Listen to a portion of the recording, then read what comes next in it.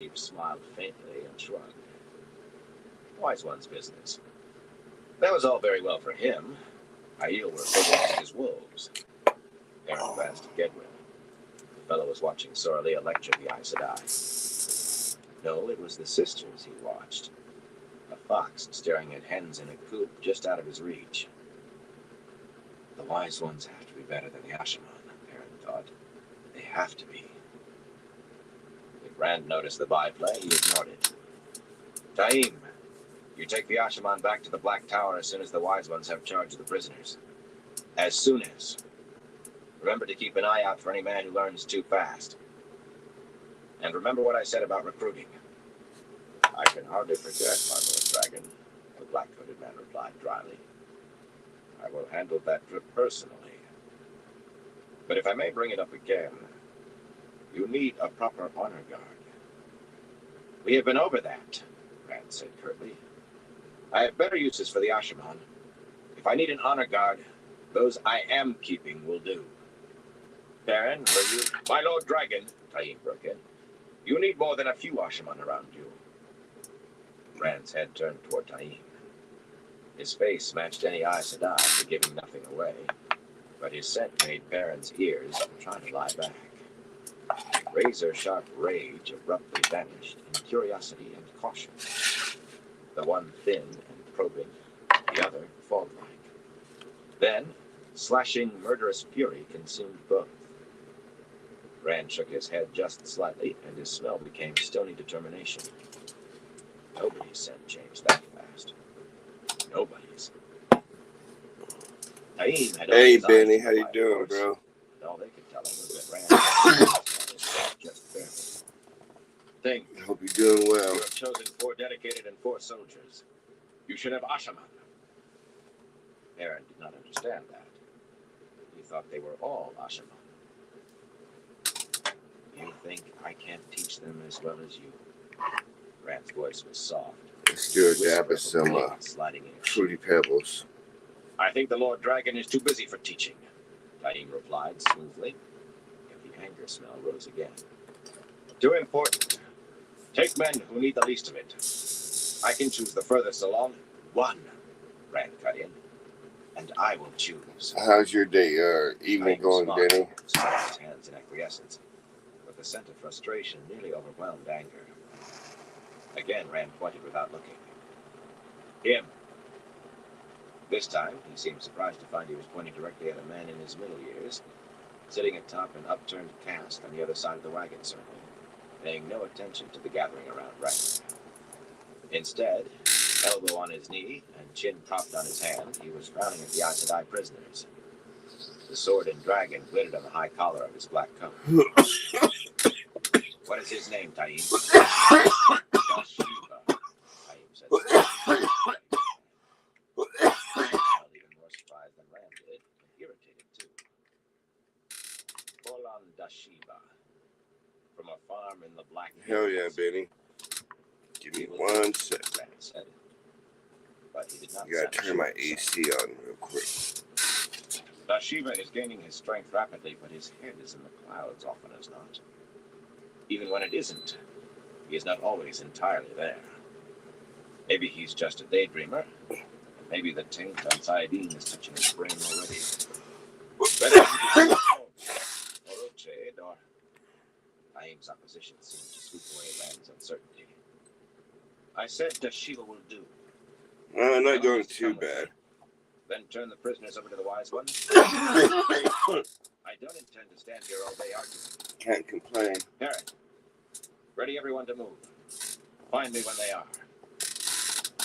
Without another word, he strode off, Min clinging to his arm. And Mandera. Taim's dark eyes glittered. Then he was stalking away himself, shouting for Gedwin and Roched, Torvald. Just having a nice cold root beer and smoking before I go to bed. Aaron grimaced. With everything he had to tell Rand, he had not opened his mouth once.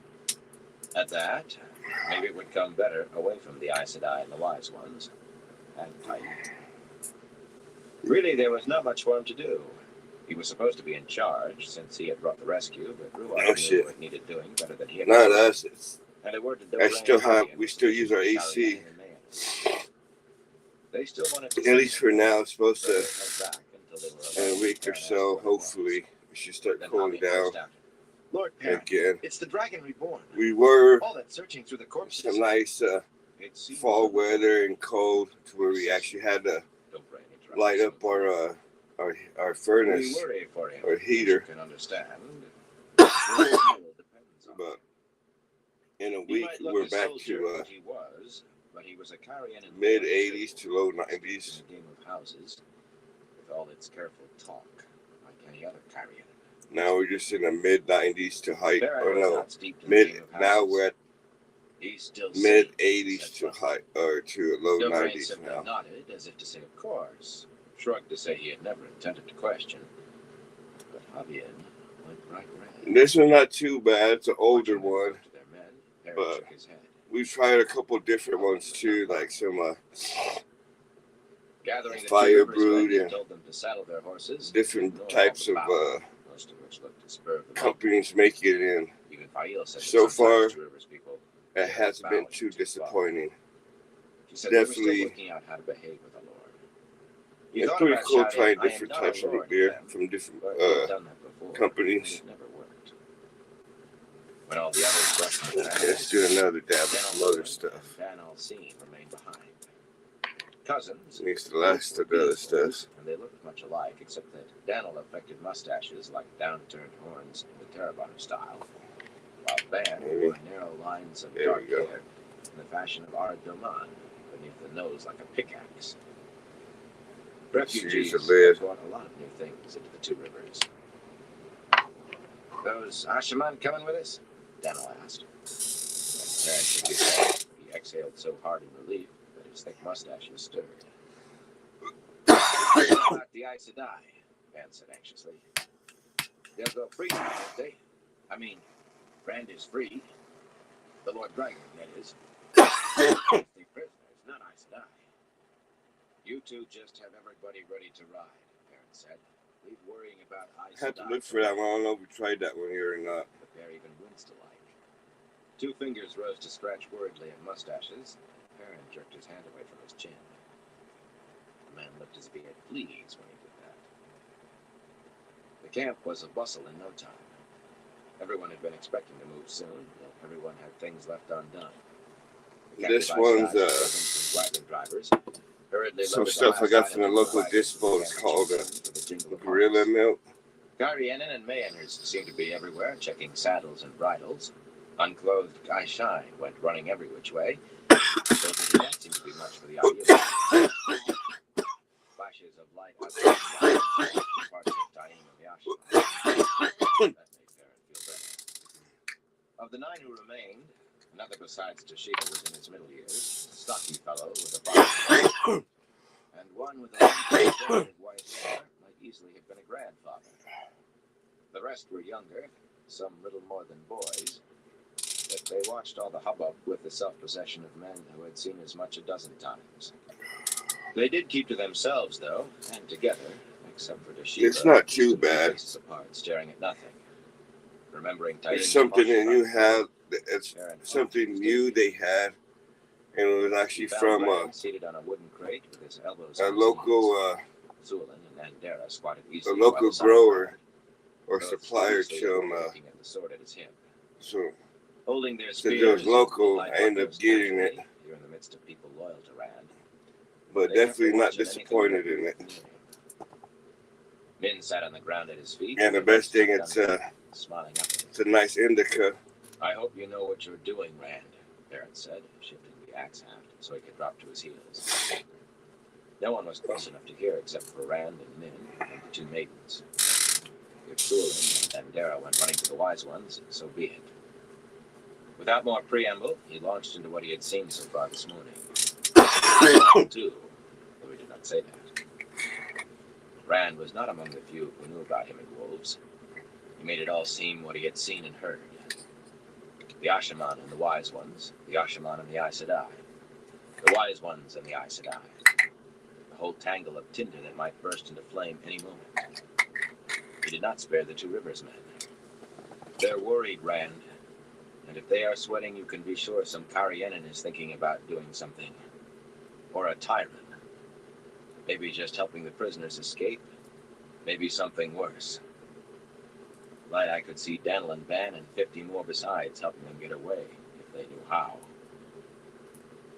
You think something else would be that much worse? Rand said quietly. Rand's skin prickled. He met Rand's gaze directly. 1,000 times, he said. Get my quiet voice. little toadstone out. Won't be part of murder. If you will be, I'll stand in your way. A silence stretched, unblinking blue-gray eyes meeting unblinking golden. Frowning at each of them in turn, Min made an exasperated sound in his throat. Excuse me. You two bullheads. Rand, you know you'll never give an order like that, or let anyone else give it either. Perrin, you know you won't. Now the pair of you stop acting like two strange roosters in a pen. Suolin chuckled, but Perrin wanted to ask Min how certain she was. Although that was not a question. Rand scrubbed his fingers through his hair, then shook his head. Around the world, like a man disagreeing with somebody who was not there. The sort of voice that madmen heard. But like this, it saves you from It's never easy, is it? when you have one rolled up and it starts leaking all kinds of resin. It saves it from getting on your fingers or your lips. I don't have any good choices. They saw to that themselves. His face was despondent, but rage boiled in his scent. Alive or dead, they're a millstone on my back, and either way they could break it. See which one I could put in there. Perrin followed his gaze to the Aes Sedai prisoners.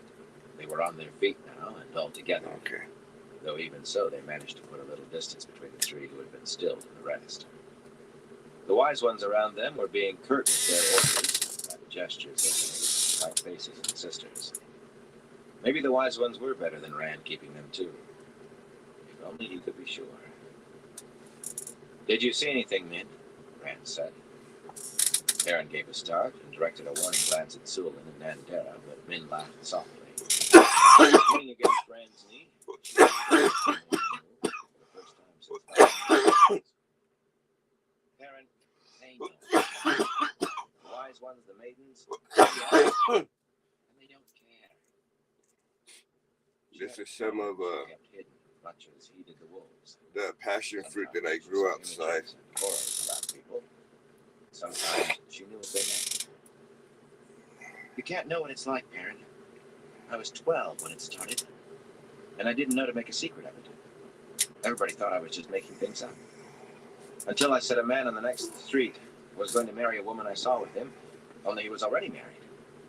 When he ran off with her, his wife brought a mob to my aunt's house claiming I was responsible, that I'd used the one power on her husband or given the two of them some kind of potion. Min shook her head. She wasn't too clear. She just had to blame somebody. There was talk of me being a dark friend, too. Hell yeah, Benny. That definitely does sound pretty good. To stir people up. Aunt Rana convinced me to say I had just overheard them talking. And Aunt Mirren promised to spank me for spreading tales. And Aunt Jan said she'd dose me. I got one of these for later. Let's see if I can get it out. But if they hadn't been so matter-of-fact about it, about me just being a child, I could have been hurt or even killed. Most people don't like somebody knowing things about their future. Most people don't really want to know it themselves. Not unless it's good anyway. Even my aunts didn't. But to the Aiel, I'll eat one of these later. One by courtesy. Some can do things others cannot, Nandera said, as if that was enough explanation. I usually have He laughed again and reached out to touch the maiden's knee. Thank you. one or two of those in my room for little late night snacks, just so. That held even after she became serious. Gotta like that again. Just so it's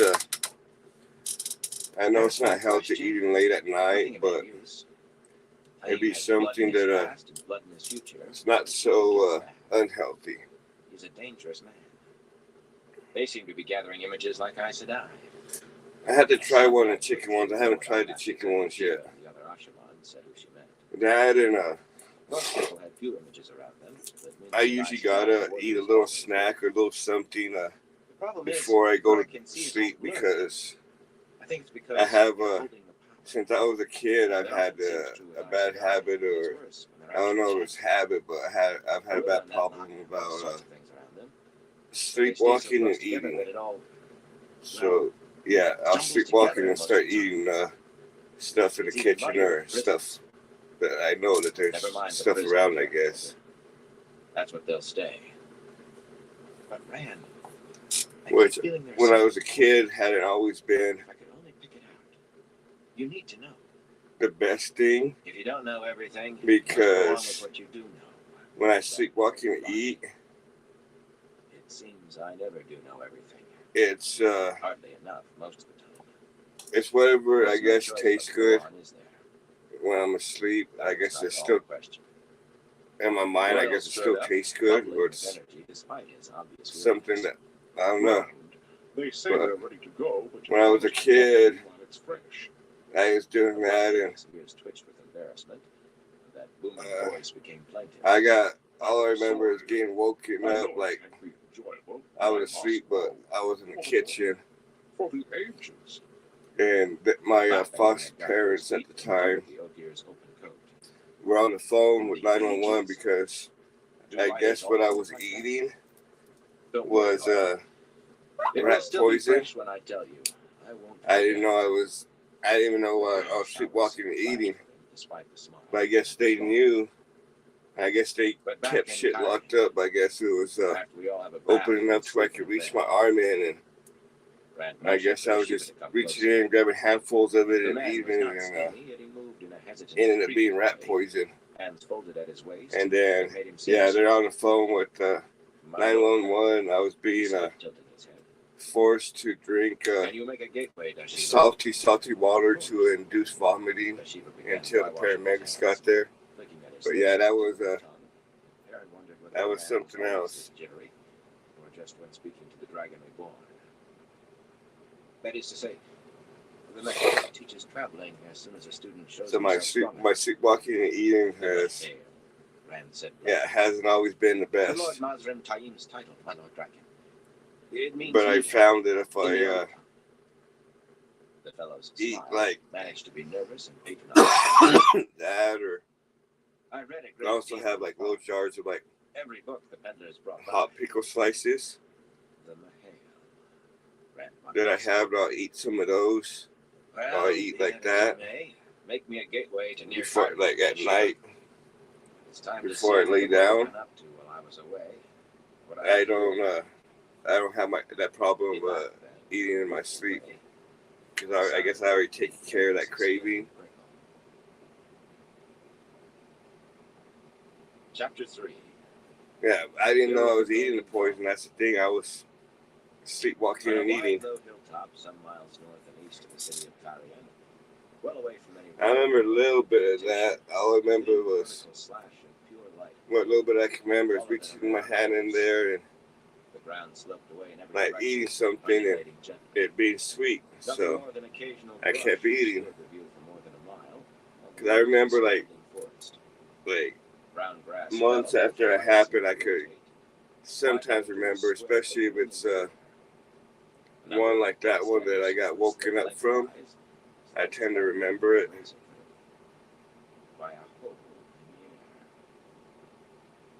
The instant the gateway was fully open, Baal Dail poured out, men and maidens spreading in every direction. And it's not even a medication that does it, it's just almost in the torrent. I guess it's something I've done since I was a kid. I guess one time my mom just got done. It was my mom and grandma got done cooking that banana pudding that had like those vanilla wafers on it. See, I don't remember none of this. This is what I've been told. And it explains a lot of my sleepwalking and eating. But I guess they opened it up the next morning and the bowl was still under, but it was demolished. And I guess they saw two footprints on the top.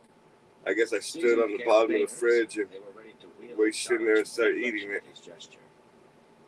On the Hey, hills Diamond Fox, how you been doing, bro? The dun passing in one I'm not doing too bad. Just chilling.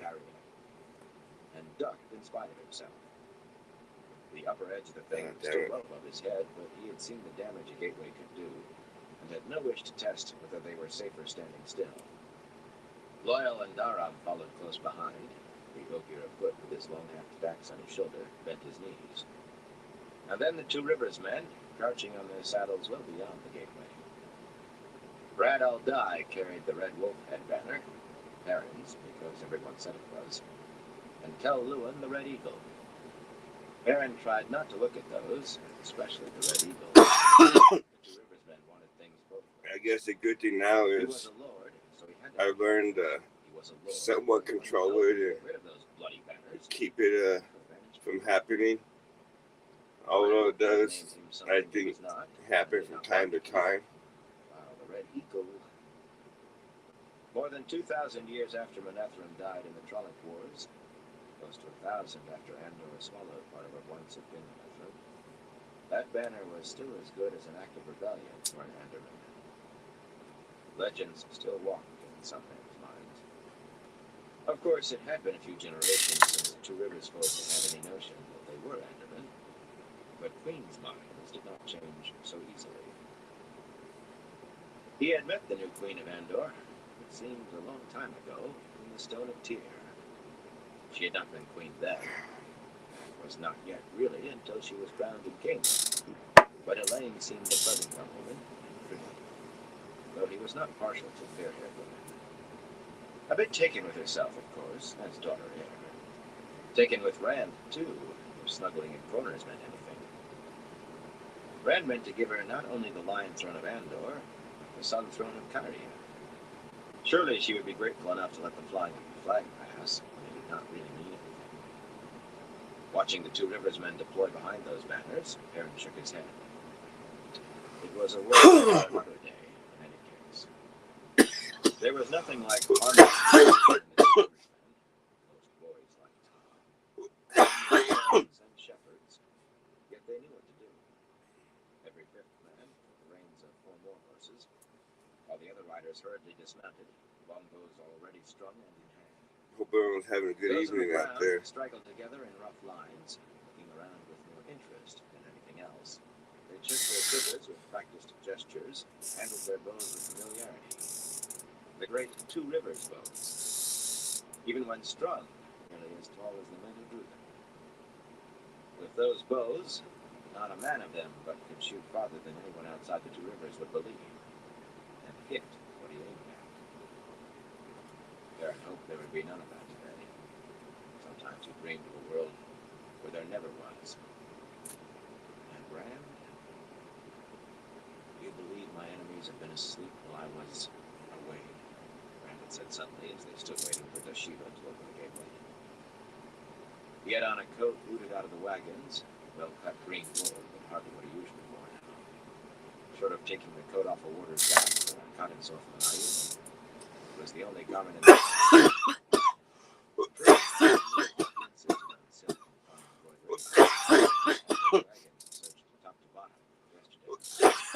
The wagon canvas covered. Karuna and the rest of the sworn sisters sat packed into the head wagon, not happy. They had ceased their protests as soon as they saw the protesters. But Perrin could still hear coldly angry mutters. At least they rode. Their warders surrounded the wagon afoot, silent and stony, while the Aes Sedai prisoners stood in a rigid. Have a good night too, every wise one who was not with Rand. Diamond Fox. Fox. All but Soralea and Elise. The prisoners' warders glowered in another clump 100 paces off. Told their injuries as the swine on guards.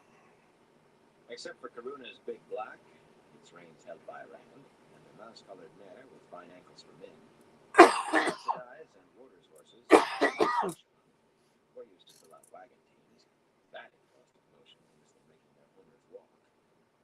Were all tied to long lead lines fastened to the wagon's tailgates. One of the Ashaman waiting to go through first, the stocky fellow with a farmer's face looked at Rand uncertainly, then at the leathery old man with the limp. Each wore a silver sword pin on his collar, but not the dragon. Only a fool thinks his enemies stand still when he isn't looking, my Lord Dragon, the old man said in a gruff voice. He sounded like a soldier. What about you, Dashiva? Dashiva gave a start, surprised to be addressed. I grew up on a farm. He tugged his sword belt straight, which he did not need. Supposedly they trained with the swords as much as with the power, but Dashiva did not seem to know one end from the other. I don't know much about having enemies. Despite his awkwardness, there was a kind of insolence to it. But then the whole lot seemed weaned on arrogance. If you stay near me, Rand said softly, you will. His smile made him shiver. He smiled while he gave orders to go through the gateway, as though they would be attacked on the other side. There were enemies everywhere, he told me. Always remember that. There were enemies everywhere, but you never knew who. The exodus continued unabated. Wagons rumbled from Dunai's Wells to Carian, the sisters in the first like statues of ice being lurched about. Their warders trotted alongside, hands gripping sword hilts and eyes never resting on one spot. Clearly they thought their Aes Sedai needed protection, as much from those already on the hill as from anyone who might appear. The wise ones marched through, herding their charges. A number used sticks to prod the Aes Sedai along, though the sisters made a good job pretending there were neither wise ones nor prods. The Shido Gaishan came, trotting in a column 4 wide under the gaze of a single maiden. Excuse me. She pointed Hell yeah, her face baby. out of the way before darting to join the others. Gaishan knelt there in lines, naked as jaybirds, proud as eagles. The remaining warders followed under their guard, radiating a fury that Perrin could smell over everything else. Then Ruark with the rest of the Siswayamon and maidens, and 4 more Ashimon, each leading a second voice for one of the first 4, and Narella and his wing guards with their red streamered lances. The Mayenners were puffed up over being the rear guard, and shouting boasts to the Carian of what they would have done had the Shido returned. Though in fact, they were not last. Last of all came Rand on Karuna's gelding and Min on her mare. Sorlia and Amis strode along to one side of the tall black horse, and Dara, half a dozen maidens to the other, and Dashiva led a placid-looking bay mare at their heels. The gateway went. Dashiva blinked at where it had been, smiling faintly, then scrambled clumsily into the mare's saddle. He seemed to be talking to himself, but it was probably because his sword tangled in his legs and he nearly fell. Surely he was not mad already. An army covered the hill, all arrayed for an attack that plainly was not coming. A small army, only a few thousand, though it would have seemed fair-sized before the Ideal brought their numbers across the Dragon Wall. Guiding his horse slowly towards Perrin, Rand scanned the countryside. The 2 wise ones followed closely, talking softly and watching him. Then Dara and the maidens followed, watching everything else. Had Rand been a wolf, Perrin would have said he was testing the air. He carried the dragon scepter across his high saddle bow, 2-foot length of spear decorated with a green and white tassel and carved with dragons, and now and then weighed it lightly in his hand as if to remind himself of it. When Rand reined in, he studied Perrin as intently as he had the surrounding country. I trust you, he said finally, nodding. Min stirred in her saddle, and he added, and you, Min, of course. And you too, Loyal. The Ogier shifted uncertainly, with a hesitant glance for Perrin. Rand looked around the hillside, at the Aiel, and the Ashaman, and all the rest. So few I can't trust, he whispered tiredly. His scent was jumbled enough for 2 men, anger and fear, determination and despair. And what through it all, weariness. Be sane, Perrin wanted to tell him. Hold on. A wash of guilt held his tongue, though. Because it was the Dragon Reborn he wanted to say it to, not his friend since childhood. He wanted his friend to stay safe. The Dragon Reborn had to stay safe. My Lord Dragon, one of the Ashaman called roughly.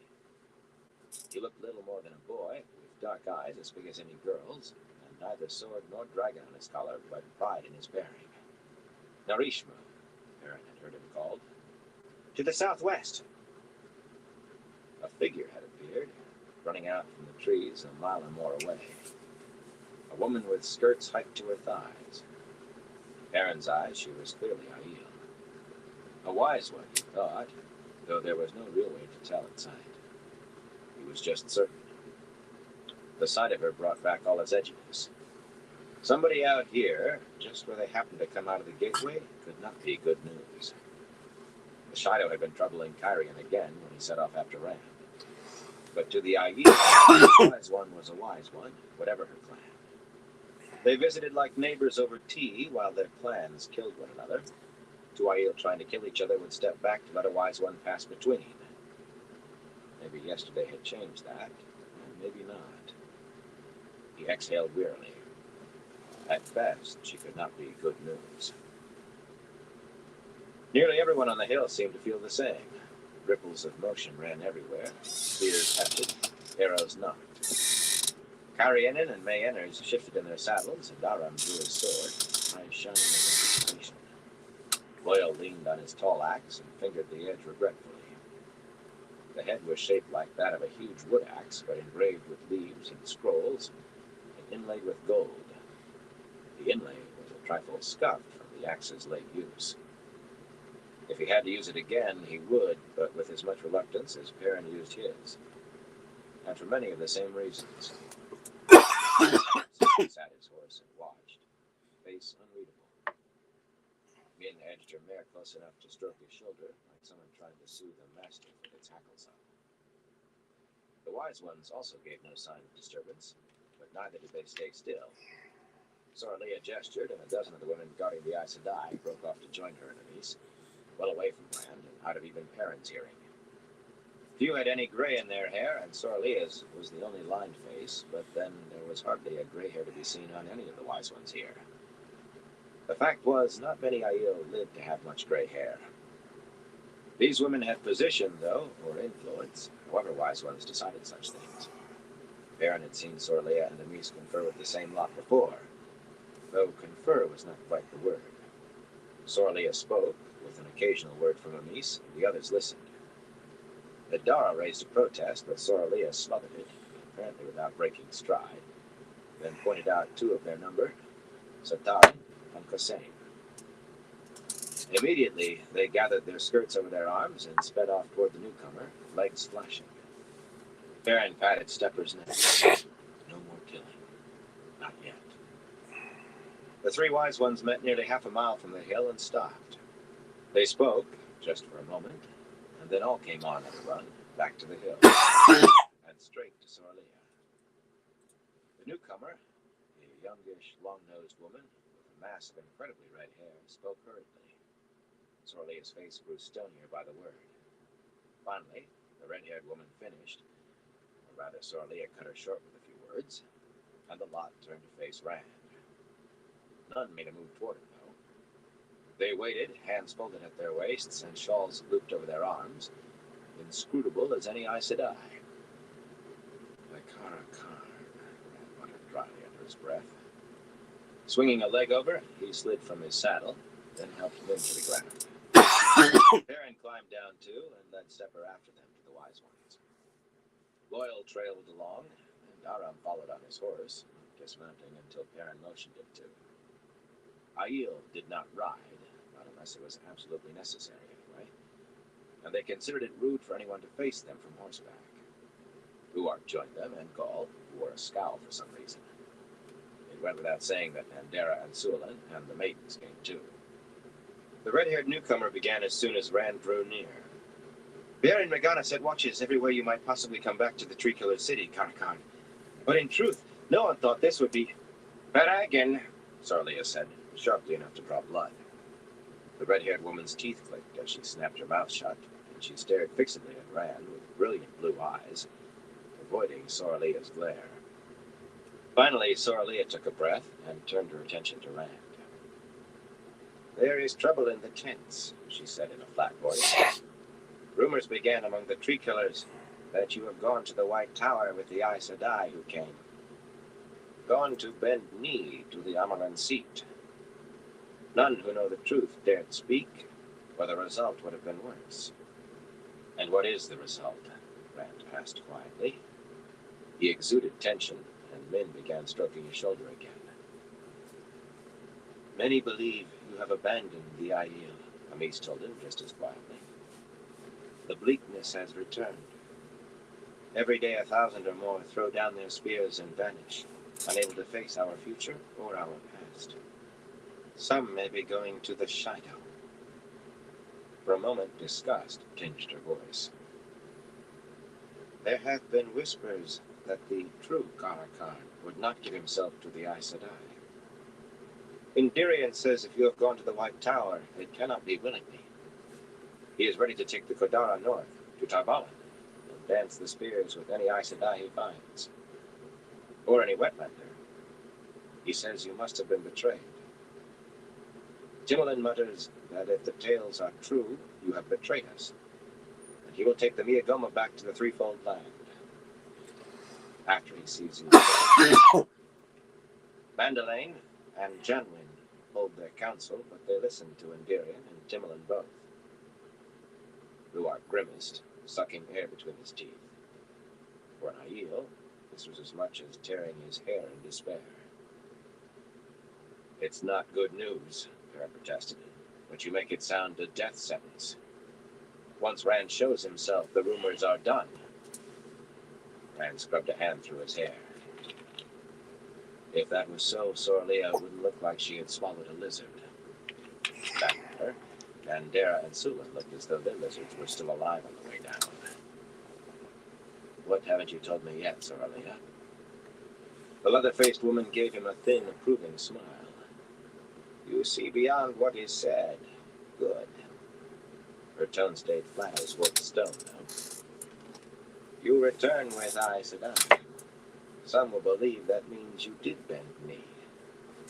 Whatever you say or do, they will believe you wear an Aes Sedai heart. And that is before it is known you are a prisoner. Secrets find crevices a flea could not slip through. And a secret known by so many has wings. Aaron eyed Dobrain and Norella, watching with their men, and swallowed deeply. How many of those who followed Rand did so because he had the weight of the Aiel massed behind him? Not all, certainly, but for every man who had chosen because Rand was the Dragon Reborn, 5 or even 10 had come because the light shone brightest out of the strongest ranks. If the Aiel broke away, or splintered, he did not want to think about that possibility. Defending the two rivers had stretched his abilities as far as they would go, and maybe farther. Severan or not, he had no illusions. He was Had to get some more papers out. Histories. That was for Rand. Village-sized problems were his limit. Yet he could not help himself. His mind churned. What to do if the worst came? Lists ran up in his head. Who would remain loyal? Who might try to slip away?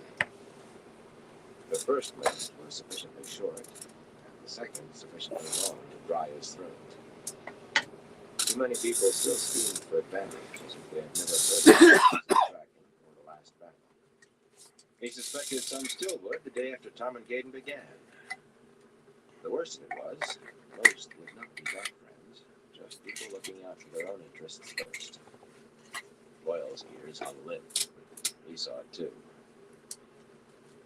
No sooner did Sorlia finish speaking to Rand than her eyes flipped to one side in a glare to bore holes in iron. You were told to remain in the wagon. Thereat and Karuna came to an abrupt halt, and Alana nearly stumbled into them. You were told not to touch the One Power without permission, but you listened to what was said here. You will learn that I mean what I say. Despite Sorlia's auguring stare, the three held their ground. Farah and Karuna with icy dignity, Alana with smoldering defiance. Loyal's huge eyes rolled toward them, then toward the wise one. If his ears had been limp before, now they wilted completely, and his long eyebrows dropped to his cheeks.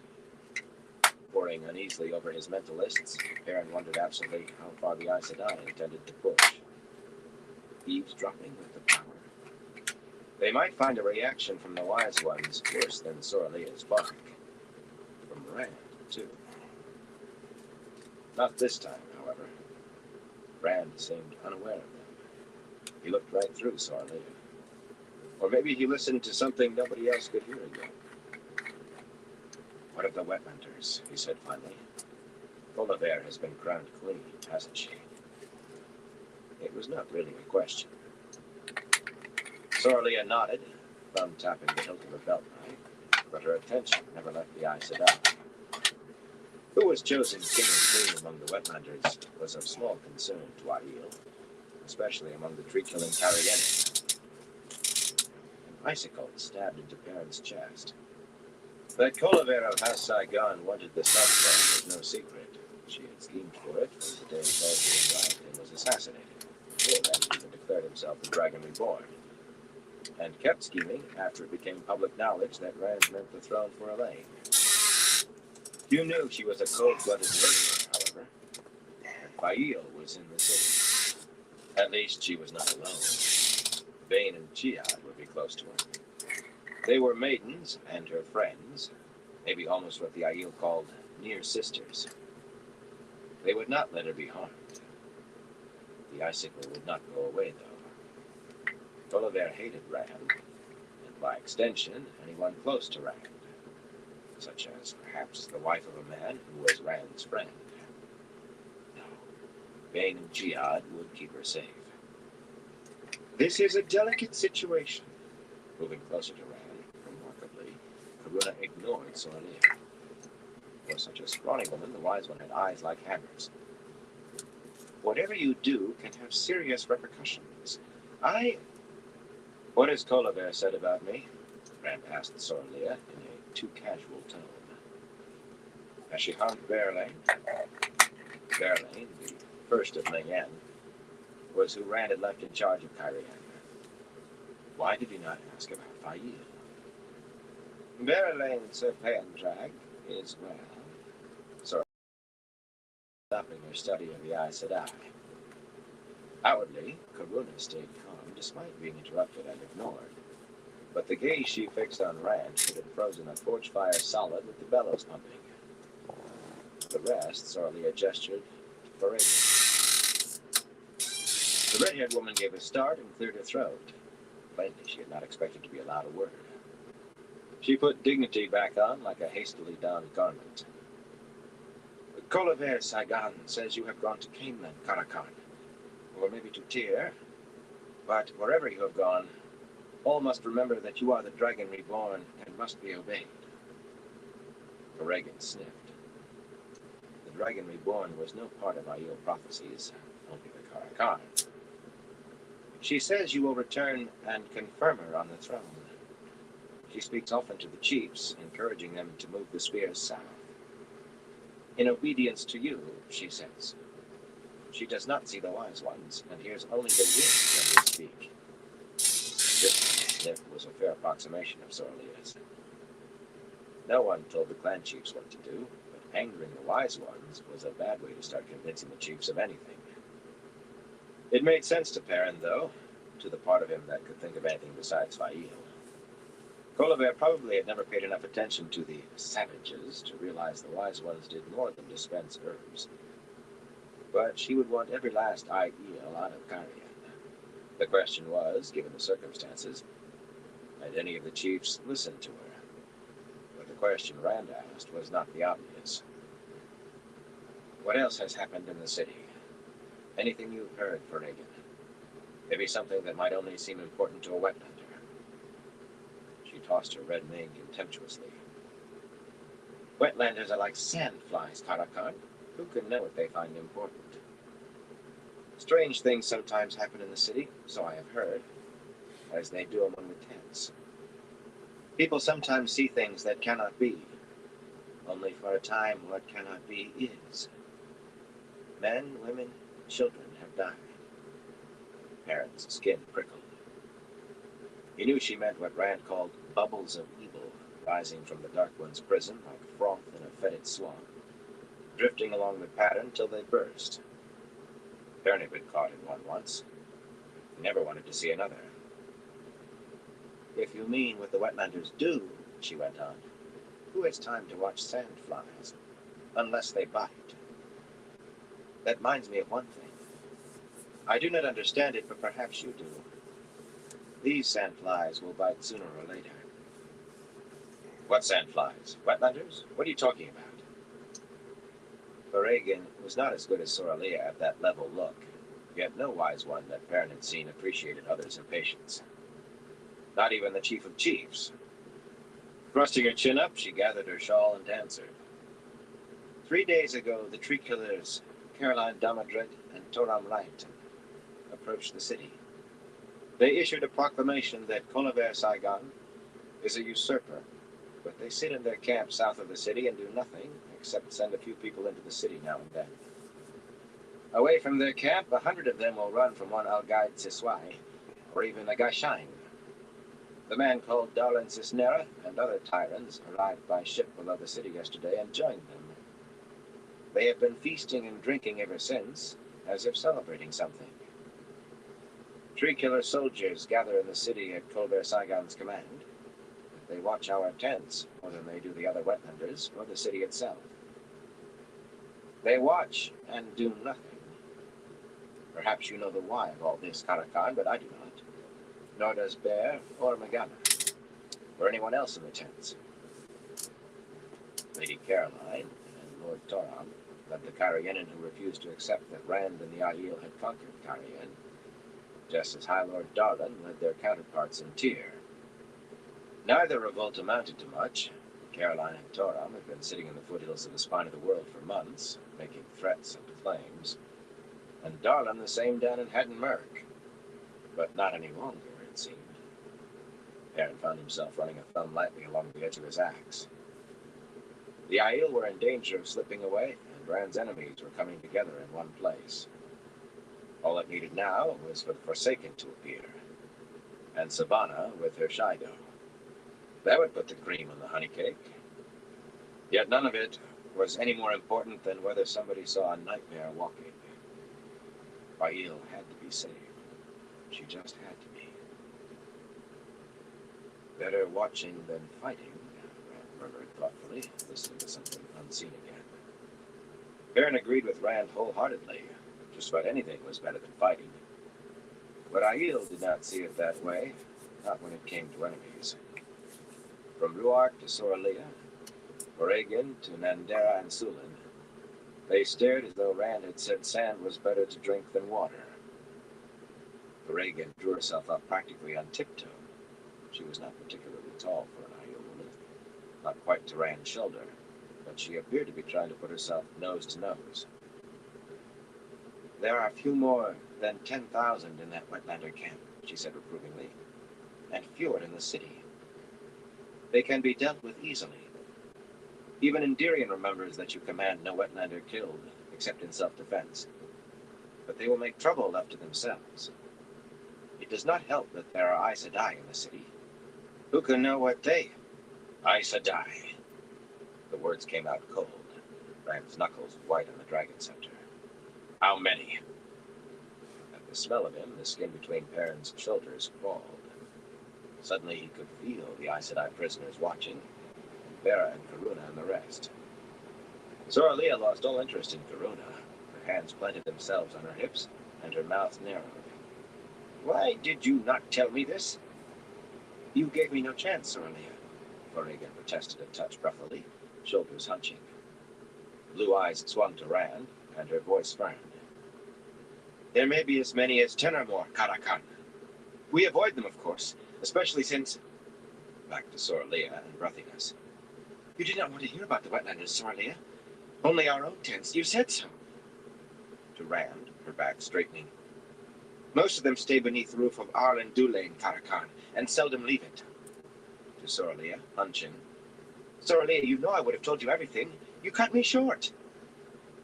As she realized how many were watching, and how many beginning to smile, among the wise ones anyway, Oregon's eyes grew wild and her cheeks reddened. Her head swung between Rand and Soralea, and her mouth worked, but no sound came out. Some of the wise ones began laughing behind their hands. Idara did not bother with a hand. Ruark threw back his head and roared. Perrin certainly did not feel like laughing. And Aiel could find something funny in having a sword stuck through him. Aes Sedai on top of everything else. Light. He cut straight through to what was important. Feregin, my wife Aiel. Is she well? She gave him a half-distracted stare, then visibly pulled together the tatters of her poise. I think Fail Ebara is well as I can, she said with cool composure. Or almost. She tried to sneak glances at Soralea from the corner of her eye. Soralea was not amused, or anything close to it. Arms folded, she gave Feregin a perusal that made the one she had given Karuna seem mild. Amis put a hand on Soralea's arm. She is not at fault, the younger woman murmured, too softly to reach any ears but the leathery wise ones and Perrin's. Soralea hesitated, then nodded. Flaying glare faded to her usual cantankerous. Amis was the only one Perrin had seen able to do that, the only one Soralea did not trample down when she got in her way. Well, she did not trample Ruark, but with him it was more a boulder ignoring a thunderstorm. Amis could make it stop raining. Perrin wanted more of Feregin. She thought Aiel was well. But before he could open his mouth, Karuna pulled in with her usual tact. Now listen to me carefully, she told Rand, gesturing emphatically under his nose. I called the situation delicate. It is not. The situation is complex beyond your imagining. So fragile a breath could shatter it. Vera and I will accompany you to the city. Yes, Alana, and you as well. She waved away the slender Aes Sedai impatiently. Baron thought she was trying that looming trick. She did seem to be peering down her nose at Rand. So tall as she was... Hell yeah, Benny. Then we do another dab, too. You must let yourself be guided by us. One wrong move, one wrong word, and you may deliver to Kyrian the same disaster you gave Taraban and Aradaman. Worse, you can do incalculable damage to matters about which you know almost nothing. Perrin winced. The whole speech could not have been better designed to inflame Rand. But Rand simply listened till she was done, then turned to Soralea. Take the Aes Sedai to the tents. All of them, for now. Make sure everyone knows they're Aes Sedai. Let it be seen that they hop when you say toad. Since you hop when the car Karn says it, that should convince everybody I'm not wearing an Aes Sedai leash. Do a little dab with some fruity She pebbles. smelled of outrage and indignation so strongly that Perrin's nose itched. Vera tried to have much success while shooting the ignorant young lout looks at Rand, and Alana bit her lip in an effort not to smile. Going by the odors drifting from Soralea and the others, Alana had no reason to be pleased. Soralea gave Rand a slash of smile. Perhaps, she said dryly. That is when she hopped for anyone. Perhaps it will. She did not sound convinced. With another shake of his head, and stopped off with Lynn. And who with the wise ones? Alana followed Rand with her eyes. Baron wished she knew what was going on there. Soralea and the others watched Rand too, and they smelled anything but gentle. Feregin was standing alone, he realized. Now was his chance. But when he tried to catch her up, Soralea and Amis and the rest of the council surrounded her, neatly shouldering him away. They moved some distance before they began showering her with questions, the sharp looks directed at Karuna and the two other sisters, leaving no doubt they would tolerate no further eavesdropping. Karuna appeared to be considering it, glowering till it seemed to wonder her dark hair was not standing on end. Vera was speaking to her firmly, and without trying, Perrin heard sensible and patient, cautious and foolish, which applied to whom was not evident. There will be fighting when we reach the city. Harrow sounded eager. Of course not, Boyle said stoutly, His ears twitched and he peered uncomfortably at his axe. There won't be, will there, Perrin? Perrin shook his head. He did not know. If only the other wise ones would leave Ferregan alone just for a few moments. What did they have to talk about that was so important? Women, Gaul muttered, are stranger than drunken wetlanders. What? Perrin said absently. What would happen should he simply push through the circle of wise ones? After she had read his mind, Dara gave him a pointed frown. So did some of the others. Sometimes it did seem women could read men's minds. I said women are strange, Perrin Ibarra. Giad told me she would not lay a bridal wreath at my feet. She actually told me. Gael's son. She said she would take me for a lover, her and Bing, but no more. Another time that would have shocked her, though we had heard it before. Aiel were incredibly free from such things. As if I am not good enough for a husband. Gaul snorted angrily. I do not like Bing, but I would marry her to make Giad happy. If Giad will not make a bridal wreath, she should stop trying to entice me. If I cannot catch her interest well enough for her to marry me, she should let me go. Eric frowned at him. The green-eyed Aielman was taller than Rand, nearly a head taller than he. What are you talking about? Giad, of course. Have you not been listening? She avoids me, but every time I see her, she pauses long enough to make sure I have seen her. I do not know how you wetlanders do it, but with us, that is one of the ways a woman uses. When you least expect her, she is in your eyes, then gone. I did not even know she was with the maidens until this morning.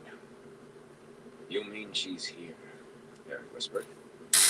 That icicle was back then. Now a blade. And me. Here too? Gaul shrugged. One is seldom far from the other. But it is Giad's interest I want, not Bane's. Burn your bloody interest. Eric shouted. The wise ones turned to look at him. In fact, people all over the hillside did. Aruna and Vera were staring, faces entirely too thoughtful. With an effort, he managed to lower his voice. He could do nothing about the intensity, though. They were supposed to be. Oh, so good, Benny. She's in the city, in the royal palace with Colomer. With Colomer. And they were Definitely supposed to be appreciate it, protecting though, her. bro. Scratching his head, Gaul looked at Loyal. Is this wetlander I here? got too cold too fast. Baile Barra is out of short skirts. I know she's not a child. Eric drew a deep breath. It was very hard to get a level tone in his belly full of acid. Loyal, will you explain to this Gaul that our women don't run around with spears? That Colomer wouldn't have to fight Aiel. She'd just order somebody to cut her throat, or throw her off a wall, or... The images were too much. He was going to empty his stomach. Loyal patted him awkwardly on the shoulder. Perrin, I know you're worried.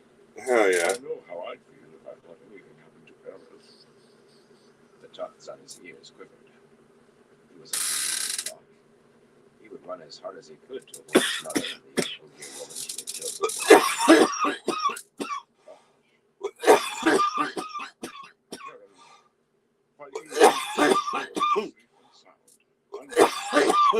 And you know she can care for herself. Why, she could care for herself and you and me and Gaul as well. But definitely appreciate it, though, Benny. And it quickly faded to grave seriousness. You know you can't always be there to protect her. Hell yeah, Benny. You have a good night, too, bro. I definitely appreciate you stopping by and chilling. The pattern spun you out for a purpose, and it will use you for that purpose. Burn the pattern, Perrin growled. It can all burn, if it keeps her safe. Loyal's ears went rigid with shock, and even Gaul looked taken aback. What does that make me? Perrin thought. He had been scornful of those who scribbled and scrabbled for their own ends, ignoring Oh, the yeah. last battle and the Dark One's shadow creeping over the world. How was he different from them? Rand reined the black in beside him. Are you coming? I'm coming, Perrin said bleakly. He had no answer for his own questions, but he knew one thing. To him, Aiel was the world. Chapter 4. Into Kyrie. Perrin would have set a harder pace than Rand did, though he knew the horses could not have. Half the time they rode at a trot, the other half ran alongside them. All right, everyone. I'm gonna call into this live for tonight. I want to thank everyone who stopped by and everyone who keeps stopping by and chilling with me. I definitely appreciate all y'all's support. Until next time, everyone. Y'all stay safe out there.